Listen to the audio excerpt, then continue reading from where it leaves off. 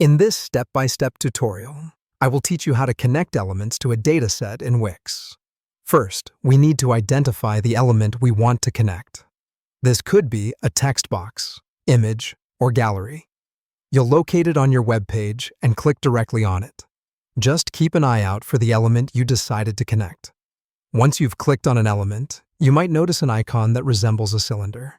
If you cannot see it, don't worry. This is your Connect to CMS icon. You simply need to click on this icon in the action bar above. This action will reveal a panel. Following from here, you'll view a drop-down menu labeled Choose a Dataset. Your task here is to click on this menu. You'll then see options to either select an existing dataset or to add a new one. If you choose to work with an existing dataset, you can go ahead and select it from the options available. If you prefer to create a new dataset, select the option labeled Add a Dataset. This option will prompt you to select the collection you would like to connect to, and you will need to provide a name for your dataset.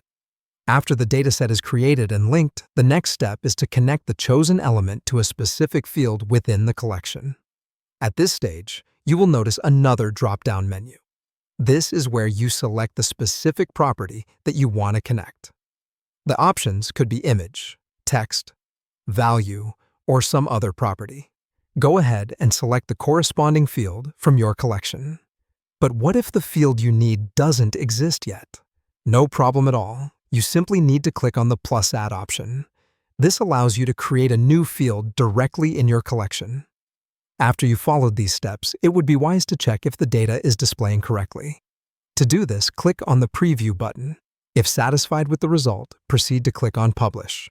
Remember, clicking on Publish will make any changes you've made live on your website.